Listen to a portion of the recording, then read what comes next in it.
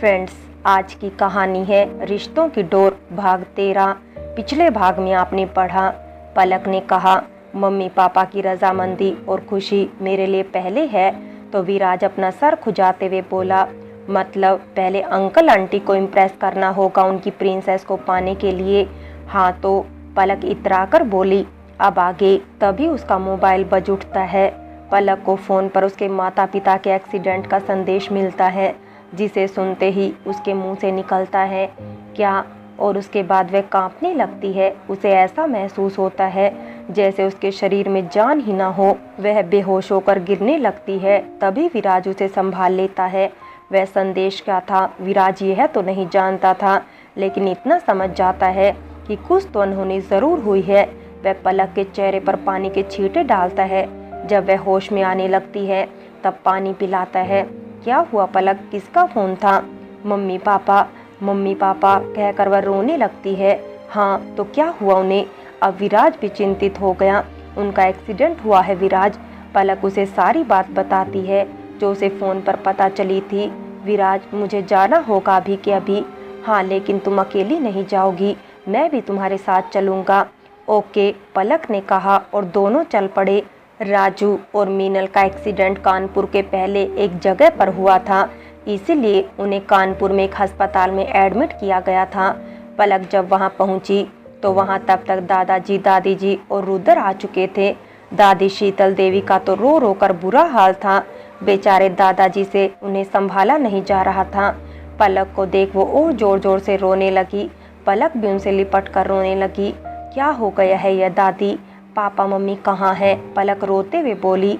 दादी तो कुछ कह ना सकी। तब दादाजी ही बोले, पलक तेरे पापा सीरियस हालत में है यहाँ। लेकिन क्या दादू? पलक घबराकर बोली। तो दादाजी ने सिर झुका लिया। पलक ने उन्हें लगभग झंझोड़ते हुए कहा, बताइए ना मुझसे कुछ मत छुपाइए, मुझे सब जानना है। तब दादाजी बोले, पलक तेरी माँ का कुछ पता नहीं चल पाया है। और यह कहकर वह फूट फूट कर रोने लगी। तब विराज आगे आया, उन्हें संभालने की कोशिश की और फिर उसने दादाजी से सारी बात विस्तार से बताने के लिए कहा। दादाजी भी दुख के कारण ठीक से बता नहीं पा रहे थे।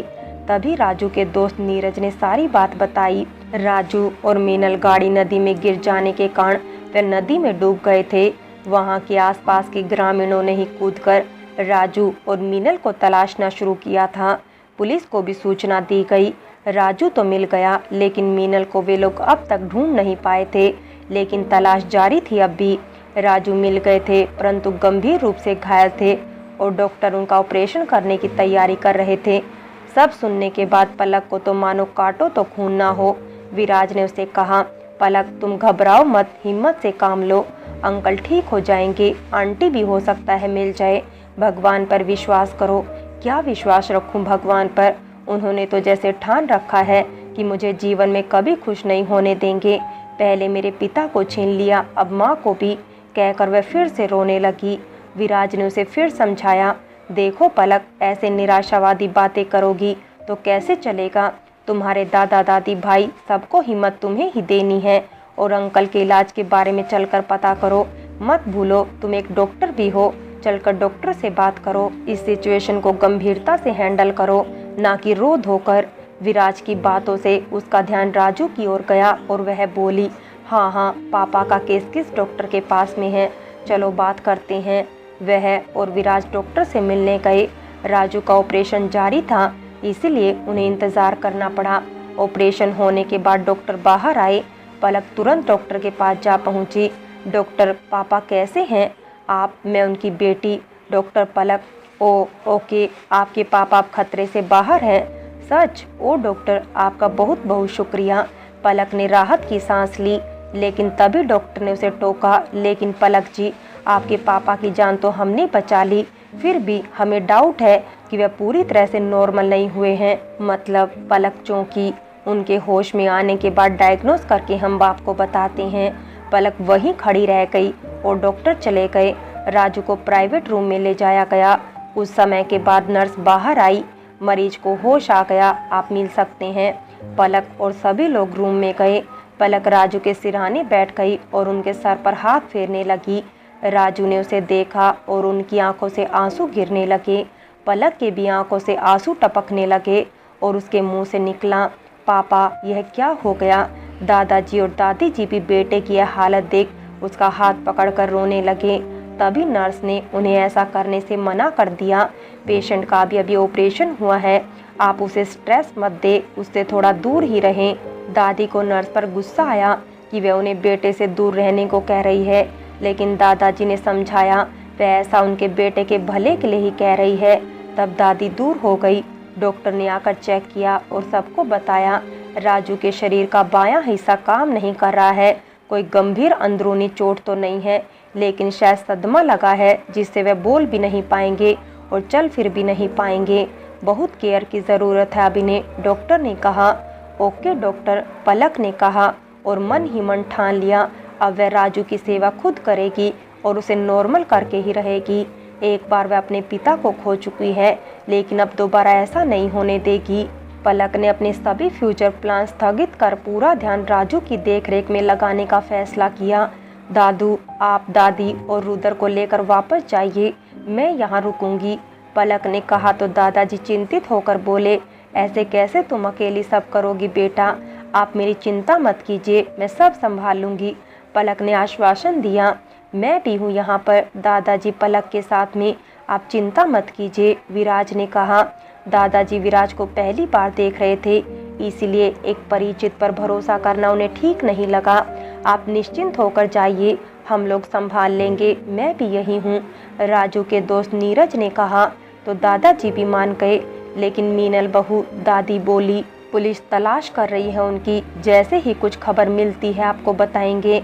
नीरज बोला, दीदी मैं भी रुकता हूँ आपके साथ में। रुद्र ने पलक से रिक्वेस्ट की। नहीं रुद्र, घर पर दादा दादी को भी तो कोई चाहिए होगा, तुम वहाँ उनका ध्यान रखो, ऐसी मनोस्थिति में उनका ध्यान रखना पड़ेगा, उन्हें अकेला छोड़ना ठीक नहीं होगा, पलक ने रुद्र को समझाया। पलक के समझाने पर रुद्र जाने को राजी हो गया। सबके जाने के बाद पलक कॉरिडोर में पड़ी चेयर पर बैठ गई। उसको अब मीनल की चिंता सता रही थी। इतनी देर बाद भी मीनल का कुछ अता पता नहीं था। उसका दिमाग कह रहा था मीनल शायद ना मिले और दिल कह रहा था शायद कुछ ऐसा चमत्कार हो जाए कि मीनल सही सलामत लौट आए। ज्यादा सोचने से वह और बेचैन हो उठी, इधर उधर चहलकदमी करने लगी। तभी विराज उसके पास आया। क्या बात है पलक, क्या सोच रही हो? मम्मी कहाँ होगी विराज, कहीं उन्हें कुछ हो तो नहीं गया? पलक घबराते हुए बोली तो विराज ने उसके मुंह पर अपना हाथ रख दिया। नो नेगेटिव थॉट्स, विराज ने कहा, लेकिन अब तक कोई खबर नहीं मिली है उनकी।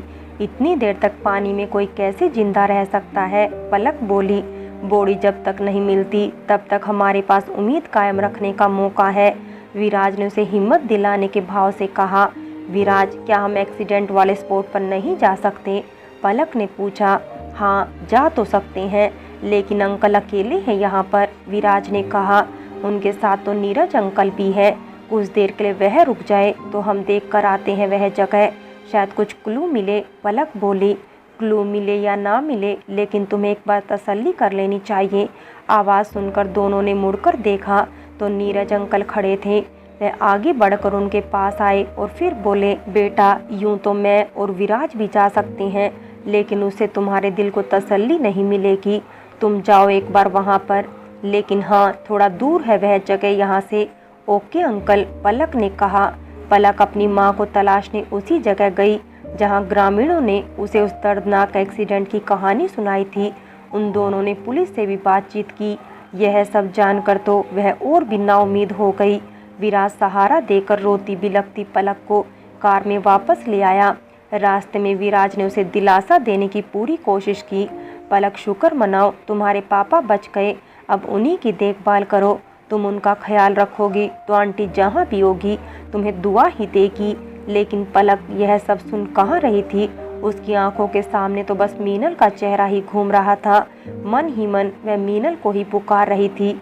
मम्मा कहाँ चली गई आप? आपको पता है ना मुझे आपके बिना बिल्कुल अच्छा नहीं लगता, प्लीज़ वापस आ जाओ। मैं, पापा, रुद्र, दादा दादी, कितना खुशहाल परिवार था हमारा, आपके बिना सब अधूरा है। माँ के ख्यालों में खोई हुई पलक के लिए वह लंबा सा रास्ता भी छोटा हो गया। वे दोनों वापस हॉस्पिटल पहुँच चुके थे। 1-2 दिन में राजू को डिस्चार्ज मिल गया। मैं यहाँ से वापस अपने घर जाऊँगा। पलक, तुम्हें अगर कोई भी ज़रूरत पड़े तो मुझे बेहिचक बताना, और तुम कब आओगी वह भी बताना। मैं पापा के ठीक होने से पहले नहीं आऊँगी, पलक ने कहा। विराज जानता था पलक अभी भावुक है, इसलिए उसने तर्क नहीं किया, वरना राजू का नॉर्मल होना भी मुश्किल ही था। ओके, भगवान करे अंकल जल्दी ही नॉर्मल हो जाए, विराज ने कहा। तुमने मेरी बहुत मदद की, यह मैं कभी नहीं भूलूंगी विराज, पलक बोली। उसकी बात सुनकर विराज कहना तो बहुत कुछ चाहता था, लेकिन उसने कहा, मैं तुम्हारा इंतज़ार करूँगा, जल्दी आना। नम आँखों से दोनों ने एक दूसरे से विदा ली। पलक और नीरज राजू को साथ लेकर गांव चले गए। वहां पहुंचकर पलक ने राजू की देखभाल की पूरी जिम्मेदारी उठाई हुई थी। उसका खाना पीना, दवाइयां देना, राजू के मना करने पर भी उसके पैर की मालिश करना। दिन रात ऐसे लगी रहती जैसे कोई तपस्या कर रही हो। खुद के खाने पीने का उसे होश ही नहीं रहता था। दादी उसे डांट कर खाना खिलाती। बिटिया, सेवा करने के लिए खुद का स्वस्थ रहना भी ज़रूरी है। ऐसा करोगी तो मीनल आकर मुझे ही 10 बातें सुनाएगी। दादी की ये बातें सुनकर उसका दिल भर आता। कैसे अभी भी घर के सभी लोग मीनल के वापस लौटने की उम्मीद लगाए हुए हैं। राजू को अब तक किसी ने मीनल का हाल नहीं बताया था। वह भी उसकी चिंता कर रहा था, लेकिन किसी से पूछ नहीं पा रहा था। एक दिन राजू ने मोबाइल पर मैसेज के जरिए लिखकर पलक से पूछा, मीनल। पलक वह मैसेज पढ़कर सोच में पड़ गई, क्या कहे। उसे कुछ नहीं सूझा तो उसने राजू से बहाना बना दिया। मम्मी अभी अस्पताल में ही भर्ती है और मामा मामी उनकी देखभाल कर रहे हैं। यह जानकर राजू कुछ कहने के लिए बेचैन हो गया।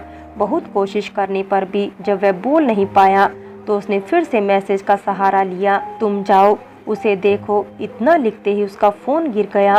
पलक ने फ़ोन उठाकर मैसेज देखा तो बोली, आप परेशान मत होइए, मम्मी कुछ ही दिन में आ जाएगी, रुद्र जाता रहता है वहाँ उनके पास में।